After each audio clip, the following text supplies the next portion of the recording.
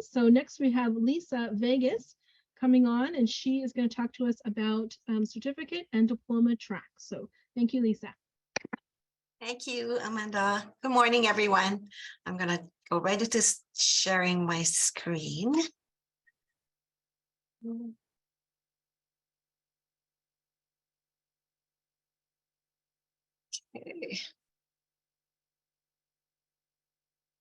Okay, hopefully you can all see that. So I am doing the presentation on a high school diploma versus a certificate of completion. Let's see. Oh, I think I went too far. Did I? Oh, okay. So I'm a special education teacher and transition coordinator at Olomana School. Olomana School does consist of 4 locations. Currently, I am in the Hawaii Youth Correctional Facility. That's where my office is. And I am a member of SEAC, and I do represent students with disabilities who are incarcerated. So the purpose of creating the diploma versus certificate infographic was in a SEAC discussion. We wanted not only families and students to understand, but school personnel as well to understand the 2 different paths for a student with an IEP so that they can make an informed decision as a team. So, you know, details about this is that the IEP team determines whether a student works towards that high school diploma or a certificate of completion. It isn't just the school, it's an IEP team decision. We are working on a dialogue guide to accompany the infographics. It's a 2-sided infographic so that we can, you know, facilitate the conversations that may happen between families, students, the school, and other agencies as well. So I do have a link on the bottom here, as well as a QR code to the infographic on IEP team, just in case you don't know who is on the IEP team. Okay, so the 2 differences, and these are also links. This is the link to the Hawaii High School Diploma requirements. For that, you know, is to understand that the minimum course and credit requirements for a high school diploma is those 24 credits, and that is required in order to get that high school diploma. It's a brochure that is also available in multiple languages. For the certificate of completion guidelines for students with disabilities, it was made to assist in determining the appropriateness of placing a student on track to earn a certificate of completion. And this one is not currently available, but it can be requested in another language. So these are the infographics. As I said, they're 2-sided. I also have a link here to the infographics on the SEAC website. The first one is a Venn diagram, and it highlights the main differences, but also some of the similarities. So as we were discussing as a group, you know, we're mainly focusing on what the differences are, but then we thought, you know, there are some commonalities. So that's why we went ahead and created a Venn diagram in addition to this one that is just the 2 boxes that outlines the main differences between both paths. So the first one is the, and I'm going to break it down. I'm going to go through each one individually, but this is the actual infographic, the Venn diagram one. On the left side is the diploma. So as I stated earlier, there are 24 credits with specific course requirements. It can be done with accommodations and modifications in order for the student to be able to meet those standards. And then post-secondary transition for people with a diploma, of course, they can go into the military, college, trade, employment, right? The high school diploma opens a lot of doors. And then all services end once a high school diploma is received. So prior to their exit, graduating from high school with a diploma, you know, the parents and the student is made aware that once they receive that diploma, special education and related services will cease. So on the side here, I just put where the Board of Education policy 102-15 is for the 24 credits. And I wanted to make sure everyone knew that they do have the ability to earn the credits up until the age of 22. So it's not just the 4 years and you're done. If you need more time, it is allowable. So for the certificate track, the factors to determine that certificate, whether it's appropriate. So in that handbook, where there's a link in that previous slide, it tells you that there are 3 factors that you need to, the team needs to consider.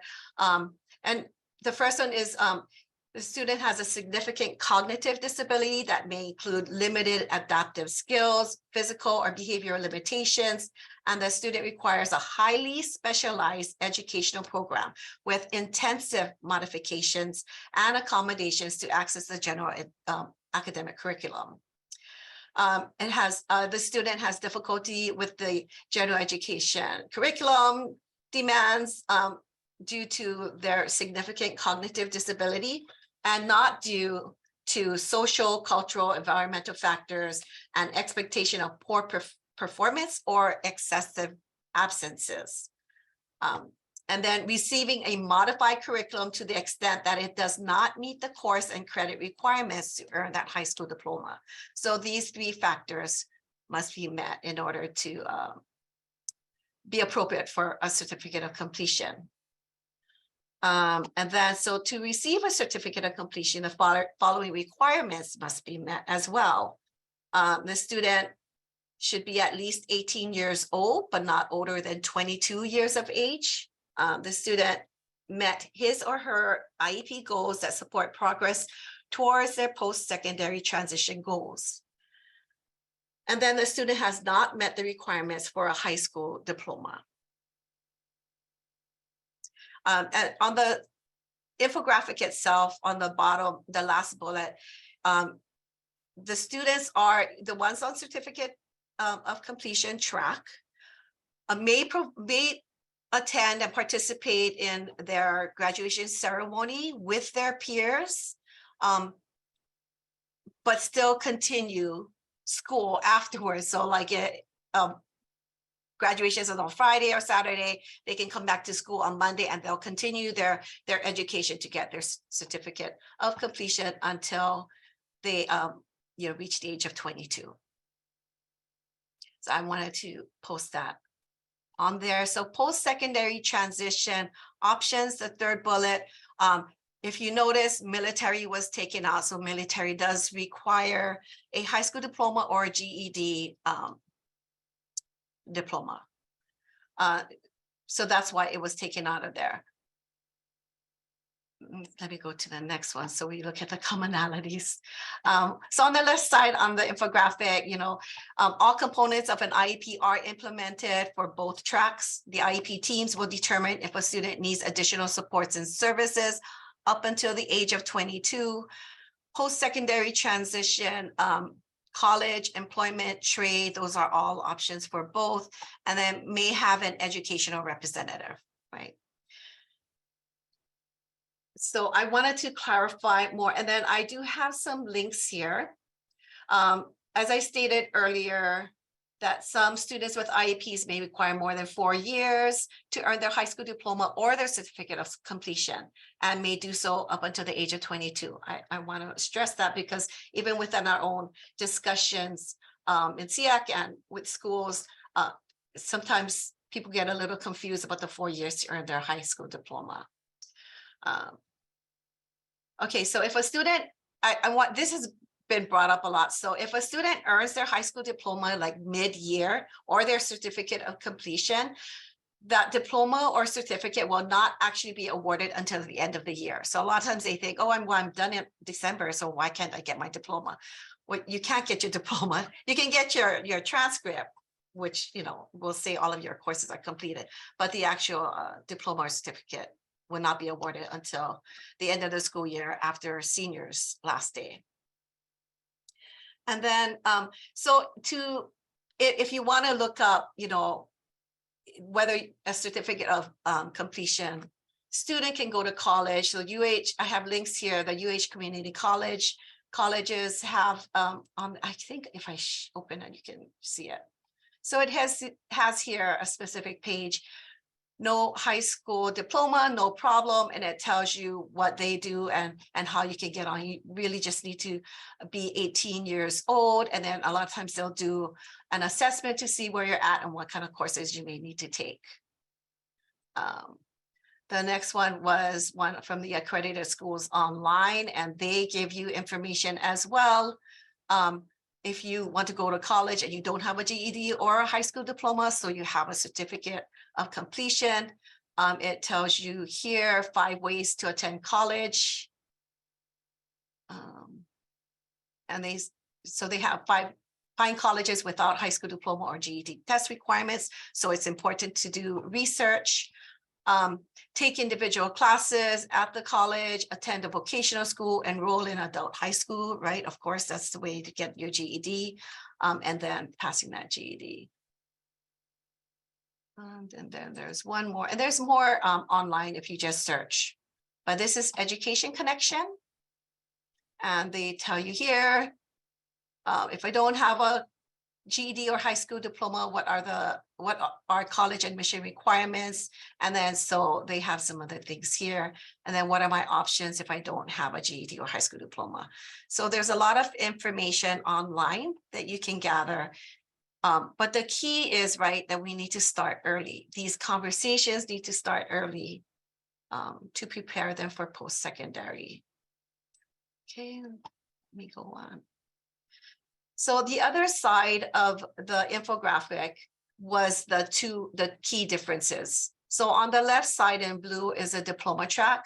Of course, you need to meet the credit requirements, all DOE services supports, and once they earn their high school diploma. On the right side for certificate, the student is not able to meet all the credit requirements of that high school diploma, and they work towards their IEP goals to earn that certificate of completion. And all DOE services and supports continue while the student is enrolled in school. And students may require more services and may continue enrollment until they receive a high school certificate or until the day before their 22nd birthday.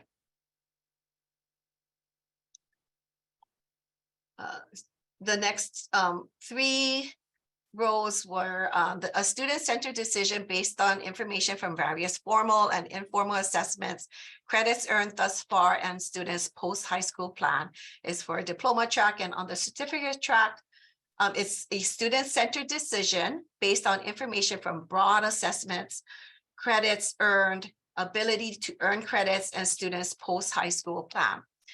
So I want to kind of explain that a little bit. So even though they're on so this can be both ways, even though they're on a certificate of completion track, they can still take classes that earn credits for a diploma. It doesn't mean they cannot take those classes. Remember, their education is individualized to what that student needs. So we take a look at what the student needs, what their post-high school goal is, and then you create the plan with the team. So it's important to have the student there. It's important to have families there so they can be a part of that discussion. The next row is related agencies work with the parent, guardian, and student to support post-secondary transition needs of the student. And then the related agencies for certificate track students with IEPs, related agencies work with parent, guardian, and a student to support post-secondary transition needs of the student, DVR, DDD, etc. So with DVR, they can work with students who are also on diploma track, right? So with their pre-ETS program, right, they can work with students with IEPs, students with a 504, and also students without either an IEP or a 504, as long as they have, you know, a diagnosed disability. And that's all determined by DVR, right, when they have the eligibility meeting with the student and the family. And the last row is accommodations and some modifications for a diploma track student with an IEP. may be provided by changing what he/she learns. Curriculum content modifications can impact a student's ability to earn a high school diploma. So that goes back to that statement. If it severely modifies the curriculum where they're not earning the credit for the course, then that could jeopardize that high school diploma. So that's where the statement came from. And then on the certificate side, accommodations and modifications are provided. I'm almost done. I know I'm over, sorry. So this is from the IEP. There's number 14, it's a courses of study. And I don't know if, you know, when you're in an IEP, you bother to kind of read this, and it says age 14 or younger if appropriate, statement of transition service needs, focusing on the course of study needed to reach post-school goals. Really, we should be starting before 14 because we have to make the plan, right? If they want to go to college, if there are certain courses or grade point average that college may require. So it really is important to start the discussion so they start thinking about, or parents and families start thinking about what are they going to do after high school, you know? And so here it says the student and the parents, guardian should provide input on those post-secondary goals in the areas of education, training, employment, and independent living. You know, what are your preferences, interests, strengths, and needs in these areas for not just the student, but what are the parents and the guardians, you know, preferences for their child. And here is, I'll click on this real quick. So this is a link to a profile that parents can use. It's a parent profile. It's from the Hawaii Statewide Family Engagement Center. And it looks like this. I think if I open it, it should open really quick. And it's just a 2-page front and back. It just gives you, oh, I lied, sorry, it's 3 pages with that cover sheet. But it just gives information on what you can provide, you know, take it to the IEP meeting so that you have everything there. What are the goals and hopes for the student by the parent or family strategy, just so that your voice is heard and you're not thinking on the spot, go in with this. It really, really does help. And then, you know, IEP teachers, transition coordinators at the schools will meet with your student prior to the IEP meetings and probably throughout the year to see where they're at. Yeah, so the student is invited, should attend their IEP meeting so that their voice is heard. You know, the school has to invite the student to attend the IEP meeting. It doesn't mean they have to attend, but it is really important for the student to attend, especially in middle and high school. Okay, and then planning early, as I stated throughout the presentation, right? You need to review college program prerequisites and application process.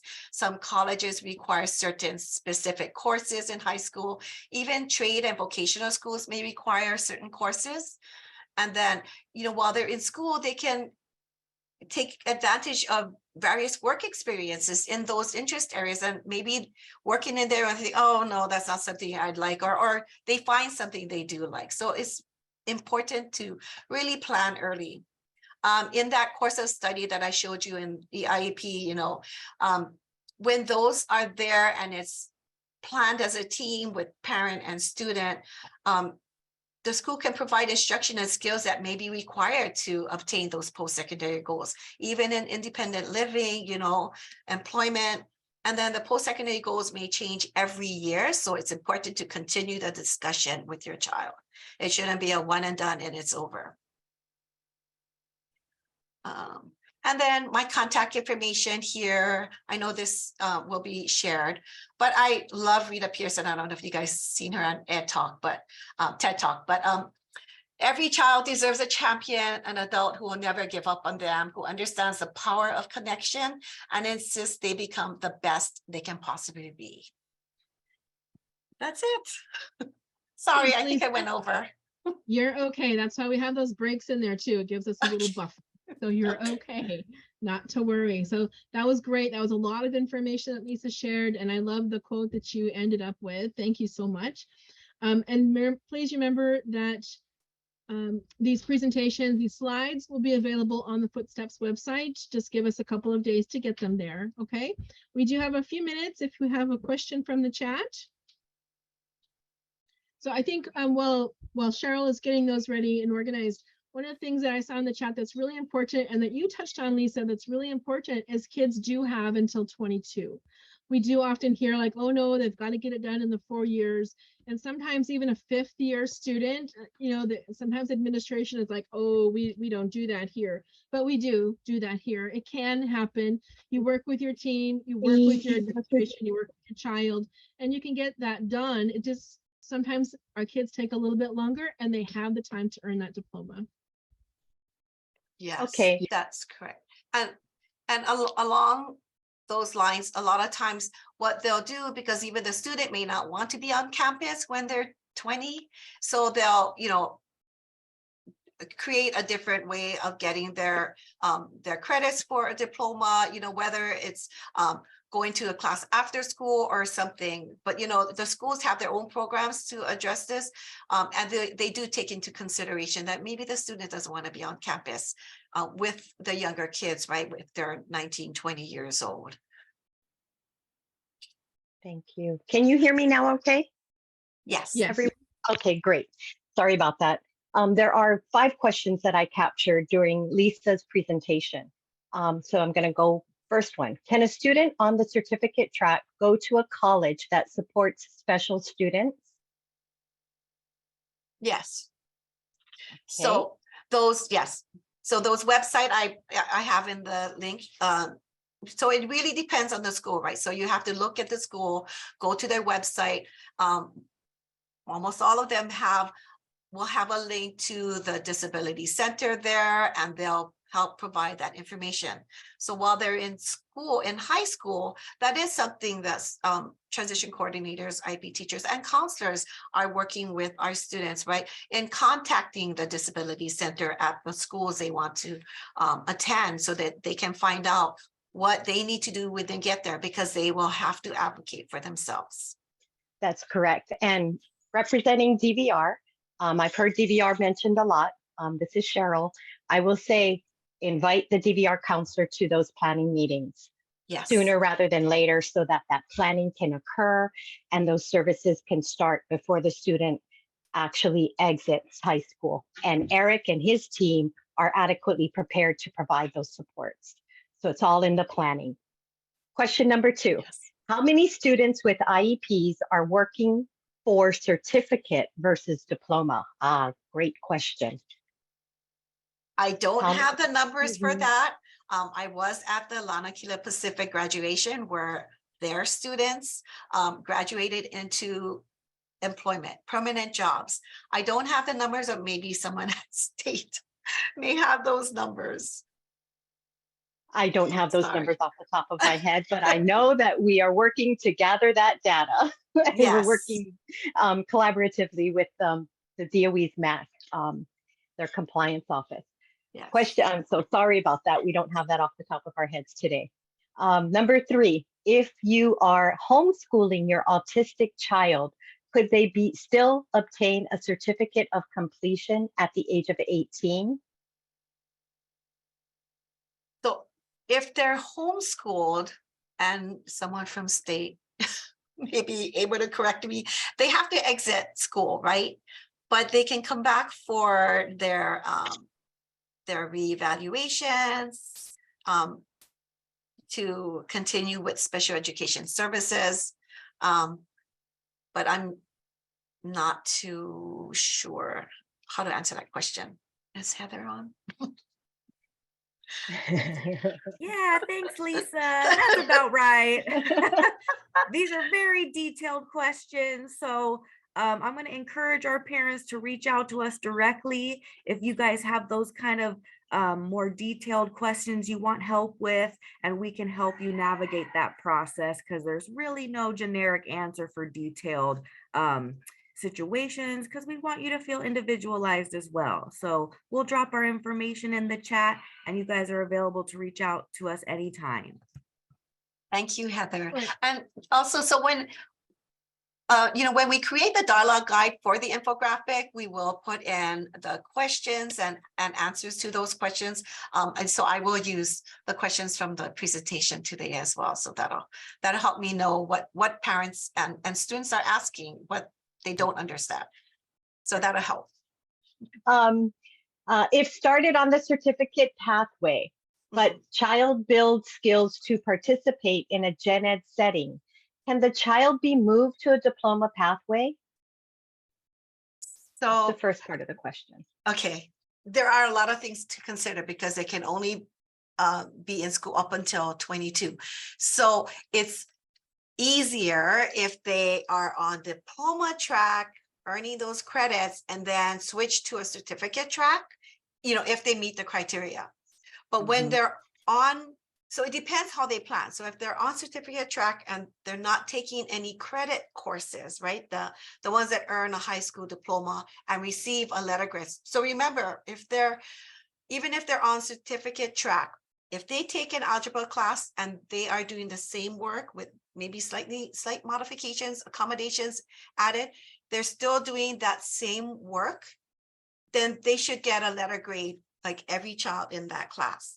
And that letter grade will count towards a diploma. So depending on how many credits they have when they decide to get off certificate and want to get back on diploma, they have to now plan all the 24 credits that the student may still need and finish it before 22. Does that make sense?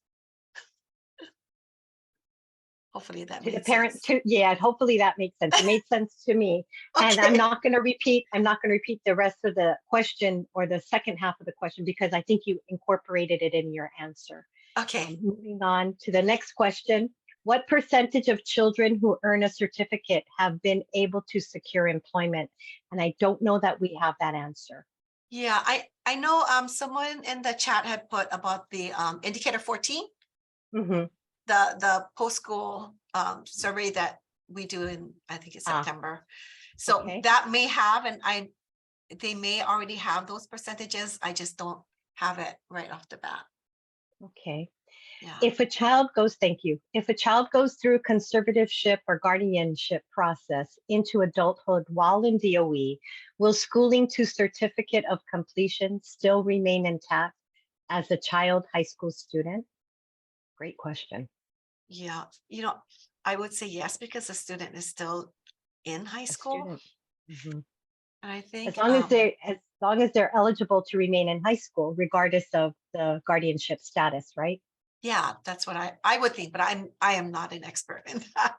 I did Right. see someone answered in the chat that their child is still, In high school. yeah, in high school, and I believe they have guardianship. Okay. Is there anything that should be kept in mind for parents of young learners?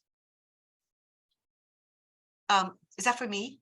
Yes, it is. All these Okay. questions are for you. Okay. Sorry, could you repeat that again? Sure.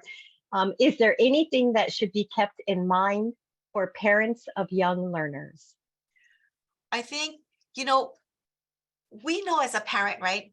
Watching our child grow, like their interests, we kind of have an idea where their strengths are and maybe some areas of need. And I don't just mean academic strengths. I mean, social strengths, things that, kind of what brings them anxiety, so all those things are important to bring up at IEP meetings, even when they're young, because they may be things that we need to work on for that IEP year, right?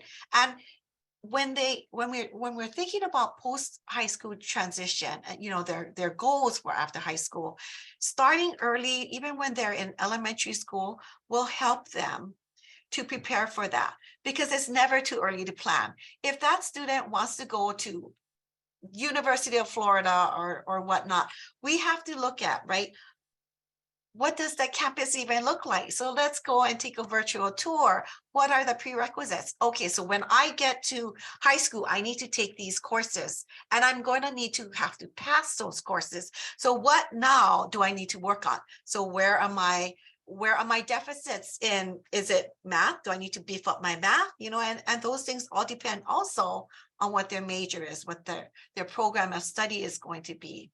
So we always write in the IEP, sometimes we go to an IEP and we're only focusing on the needs, but we should be focusing on their strengths, because those strengths are gonna carry them and make them happy. You know, being successful is being happy in your job, doing what you like. I Good hope point. that answered. Yeah, I'm going to also add to that, because from the DVR perspective, we're all about competitive integrated employment. And so what does it mean for your student, your child, your minor to be independent? And what does that look like? Because when they get to a job, who's going to be calling their employer when they need to call out sick? Is it going to be the employee, or is it going to be the parent? And generally, that self-advocacy piece is critical for that child student to learn as soon as early as the developmental stage process can allow it to happen.